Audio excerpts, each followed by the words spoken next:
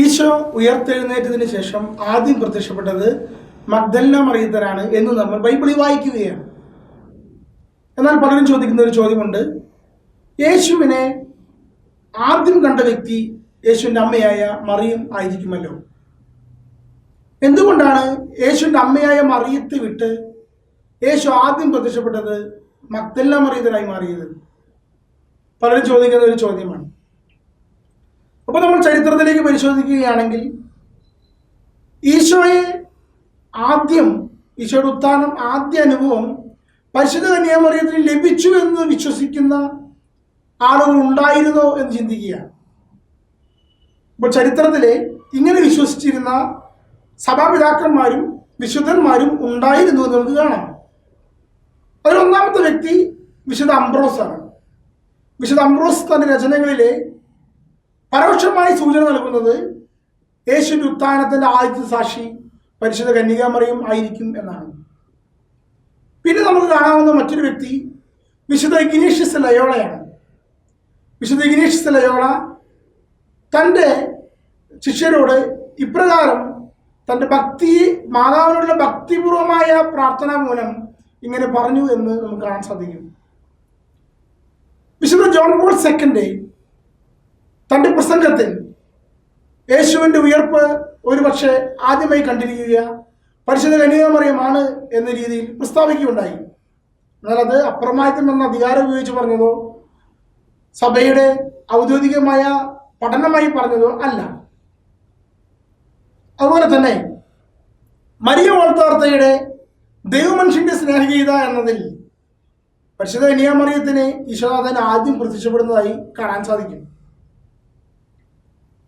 എന്നാൽ സുവിശേഷ രചനയിൽ നമുക്ക് വളരെ വ്യക്തമായി കാണാൻ സാധിക്കുന്നത് മഗ്ദലന മറിയമാണ് യേശുവിൻ്റെ ഉയർപ്പിൻ്റെ ആദ്യത്തെ സാക്ഷി എന്ന് തന്നെയാണ്.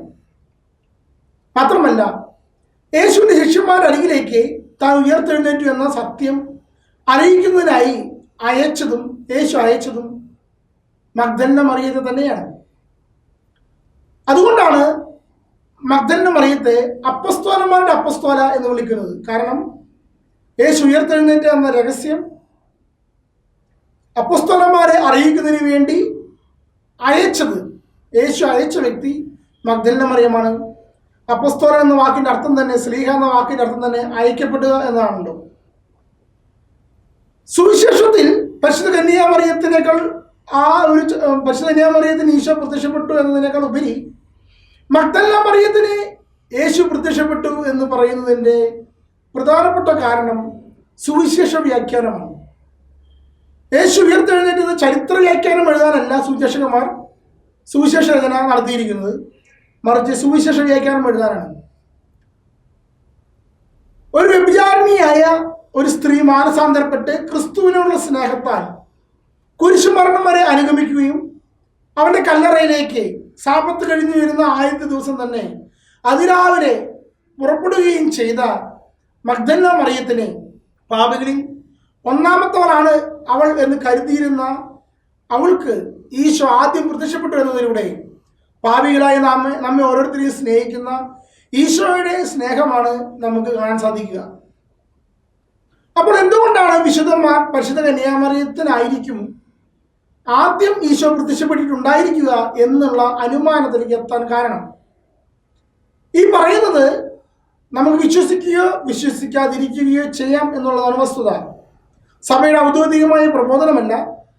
ഓരോ വ്യക്തിക്കും അവരുടെ അനുമാനങ്ങൾ പറയാനുള്ള സ്വാതന്ത്ര്യം ഉപയോഗിച്ചുകൊണ്ട് വിശുദ്ധന്മാരും സഭാപിതാക്കന്മാരും മാർപ്പാപ്പന്മാരും പറഞ്ഞിട്ടുള്ള വസ്തുതയാണ് ഇവിടെ പറയുന്നത്. എന്തുകൊണ്ടാണ് അങ്ങനെയുള്ള അനുമാനത്തിൽ എത്താൻ കാരണം?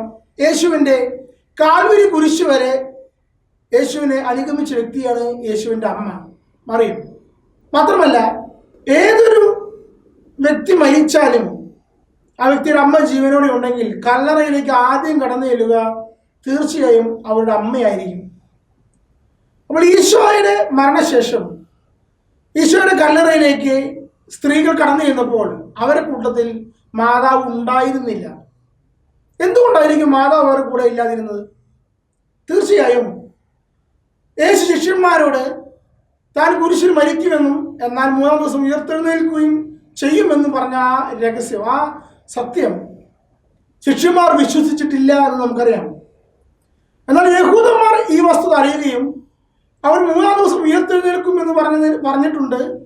അവൻ ജീവിച്ചിരുന്ന കാലഘട്ടത്തിൽ കല്ലറയിൽ നിന്ന് അവൻ ഉയർത്തെഴുന്നേൽക്കും 3-ാം ദിവസം എന്ന് പറഞ്ഞിട്ടുണ്ട്.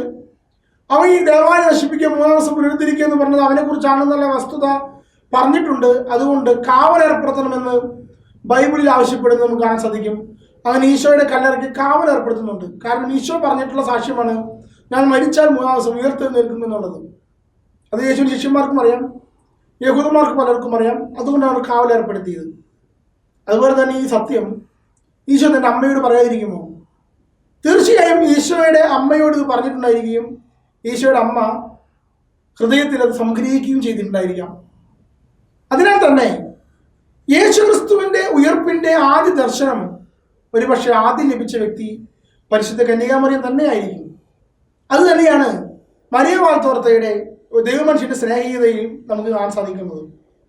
പ്രിയപ്പെട്ട സഹോദരങ്ങളെ, ഈ ഒരു വസ്തുത പലരും നമ്മളോട് സകലരോട് ചോദിക്കുന്ന ഒരു വസ്തുതയാണ്. നമ്മൾ ഈ ഒരു വസ്തുത ഇപ്രകാരം ഇങ്ങനെ സഭയിലൊരു വിഷയമുണ്ട് എന്ന് മനസ്സിലാക്കുന്നതിനും വിശ്വസിക്കാനും വിശ്വസിക്കാതിരിക്കാനുമുള്ള സ്വാതന്ത്ര്യത്തോടുകൂടെ നിങ്ങളുടെ മുമ്പിൽ സമർപ്പിക്കുന്നു. ദൈവം അനുഗ്രഹിക്കട്ടെ.